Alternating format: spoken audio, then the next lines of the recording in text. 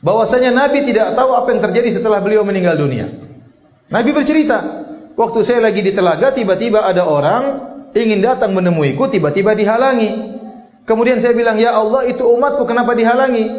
Ya, maka dikatakan kepada Nabi, innaka la tadri, kau tidak tahu ma ahdatsu ba'dak, apa yang mereka ada-adakan, bid'ah yang mereka lakukan setelah kau meninggal dunia. Ini dalil yang sangat tegas bahwa setelah Nabi meninggal dunia dia tidak tahu apa yang terjadi setelah itu. Paham? Dalilnya sangat jelas, hadisnya mutawatir.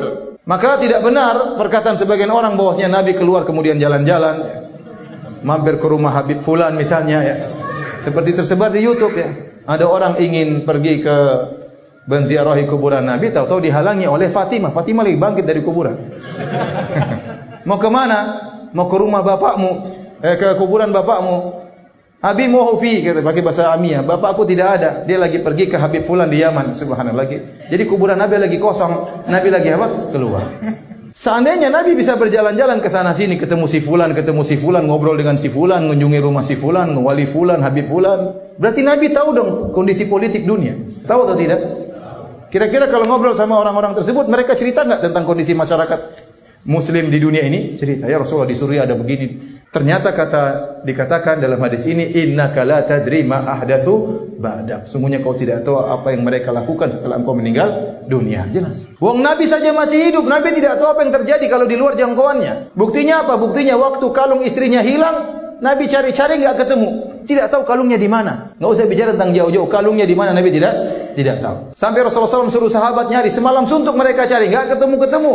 Sampai tatkala sudah tiba waktu salat subuh, para sahabat gelisah, gimana mau salat? Ternyata turun ayat tayamum. Kalungnya Aisyah hilang, tidak diketahui di mana. Ternyata tidak ketemu, kata Nabi kita pergi. Ternyata kalungnya ditindih sama onta. Makanya enggak ketahuan ya. Ontanya berdiri baru ketahuan. Ontanya pun tidak lapor sama Nabi. Ada kalung di bawah. Waktu Aisyah dituduh berzina dengan Sofwan bin Mu'attal As-Sulami. Nabi sudah jalan di luar, Aisyah terlambat datang, diantar oleh Sofwan masuk kota Madinah. Maka orang-orang munafik mengatakan Aisyah telah berzina dengan Sofwan bin Mu'attal As-Sulami. Nabi tahu atau tidak? Tidak tahu. Nabi tidak ngerti apa yang terjadi. Itu terjadi di zaman dia. Nabi tidak tahu. Sampai akhirnya Allah turunkan ayat sekitar 10 ayat lebih mengatakan Aisyah bebas. Nabi baru tahu. Kalau tidak Allah tidak kasih tahu, dia tidak tahu. Kemudian Nabi sekarang sudah mati, tahu kejadian seluruhnya. Apa yang terjadi di Indonesia juga tahu. Enggak benar. Enggak benar. Nah, bagaimana kemudian ada yang mengatakan Nabi sekarang tahu sana sini, Nabi ngerti, silakan beristighotsah minta tolong kepada Nabi, ya Rasulullah tolong kami. Ini enggak benar.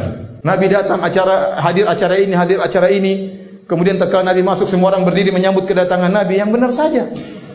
Nanti orang-orang ziarah di Masjid Nabawi gimana? Lagi kosong.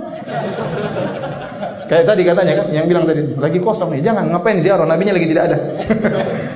Ini enggak benar ya, ini khurafat semuanya. Enggak benar. Dalil bahwasanya Nabi tidak tahu apa yang terjadi setelah beliau meninggal dunia. Hadisnya mutawatir, innaka la tadri ma ahdatsu ba'da. Kau tidak tahu apa yang mereka perbuat, mereka ada-adakan setelah engkau meninggal dunia. Innahum qad ghayyaru wa baddalu. Sungguhnya mereka telah mengganti dan telah merubah.